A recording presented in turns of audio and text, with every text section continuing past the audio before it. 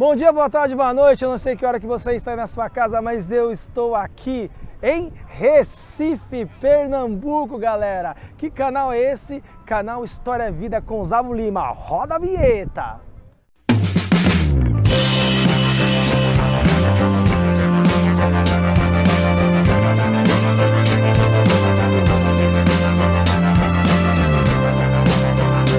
Oh, meus queridos, é um prazer imenso estar em Pernambuco, minha terra natal. Estamos aqui em Recife, de frente ao Marco Zero, né? Estamos aqui, ó, aqui nas minhas costas. Você está aqui observando, né, o monumento feito aí por Francisco Brenan, que é aí um, né, artista famosíssimo aqui em Pernambuco. Estamos diretamente de Pernambuco para falar então aqui desta aula das chamadas revoltas nativistas. E uma revolta nativista muito conhecida aqui em Pernambuco é chamada de Guerra dos Mascates.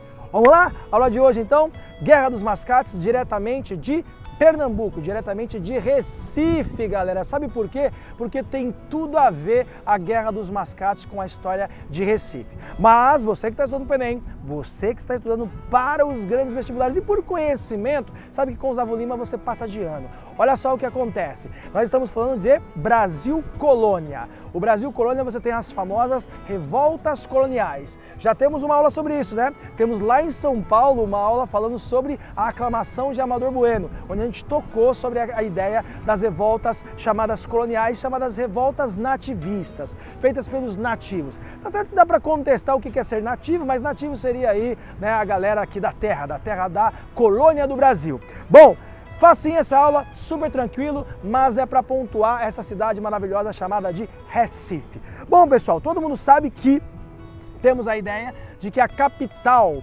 de Pernambuco, no período colonial, a capitania de Pernambuco, a capital, né, ou seja, a cidade central era Olinda. Aliás, tem aula sobre Olinda, tem aula sobre, né, a presença dos holandeses no Brasil, também vocês têm aí nas nossas sequências de aulas. Bom, pessoal, Olinda era a capital desse território chamado Capitania de Pernambuco. O que acontece é que com a saída dos holandeses, lá por volta de 1654, a chamada insurreição pernambucana, caiu em decadência a parte de Olinda, porque Olinda você tinha muito a presença dos poderosos senhores de engenho.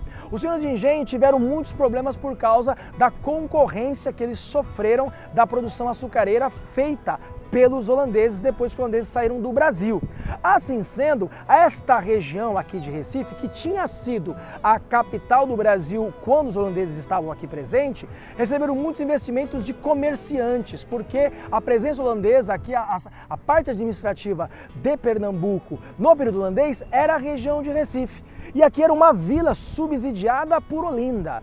Só que aqui começou a crescer muito por causa dos comerciantes, principalmente de origem portuguesa. E por isso que é muito simbólico estarmos aqui de frente com o Porto do Recife. Por quê? Porque o porto era muito usado pelos comerciantes chamados de mascates, eram assim chamados, os mascates. E esses comerciantes portugueses, eles usavam o porto para levar mercadoria para outras regiões do Brasil. E uma região do Brasil que estava se destacando no início do século XVIII era a região de Ouro Preto, a região de Minas Gerais. Então muitos produtos que vinham destas regiões aqui do Nordeste, principalmente a carne, a produção de carne aqui do Nordeste, mas outros produtos que entravam, né, da Europa, paravam aqui no Porto Recife, era levado para a região de Minas Gerais. Então há uma ideia de que os comerciantes de Recife estavam se ascendendo economicamente, enquanto os senhores de engenho lá de Olinda estavam decaindo economicamente. O que vai acontecer então é uma disputa entre os comerciantes, então guarda isso, tá? Os comerciantes da região de Recife, chamado de mascates, era assim o apelido deles, né? E os caras que eram lá os senhores de engenho de Olinda. Havia uma disputa pela própria ideia do quem poderia comandar ou não o Porto de Recife. Nesse ponto, então, há uma disputa onde, em 1710, o Bernardo Vieira de Melo, Pedro Ribeira da Silva, que eram senhores de engenho de Olinda, eles então não aceitavam que esses cacheiros viajantes, esses portugueses, eles comandavam então o comércio do Porto de Recife.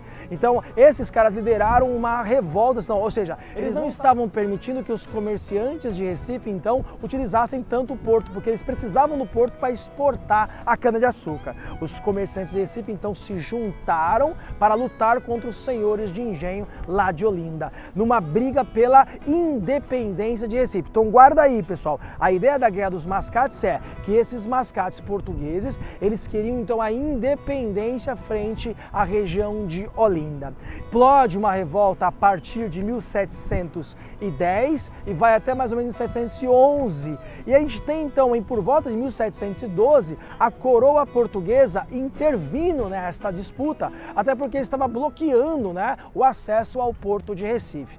A coroa portuguesa toma partido pelos comerciantes de Recife e concede em 1714 a independência de Recife frente a Olinda. E aí então a gente tem a ideia de que Recife passa a ser então uma vila autônoma de Olinda. E lá mais para frente, com o grande crescimento de Recife economicamente, através do seu porto, você tem então aí a decadência de Olinda e neste ponto então, em 1837, a vila de Recife, já como cidade, se torna então a capital da capitania de, não mais capitania, né, mas já aí, né, a província de Pernambuco. Tudo bem? Então estamos aqui de frente ao Marco Zero, de frente ao Porto de Recife, para falar de uma das revoltas nativistas mais conhecidas aqui de Pernambuco, chamada de Guerra dos Mascates. Bom, curta, compartilha, ativa o sininho para receber as notificações. Zavo Lima e célula de história no local, diretamente de Recife, galera. Até mais!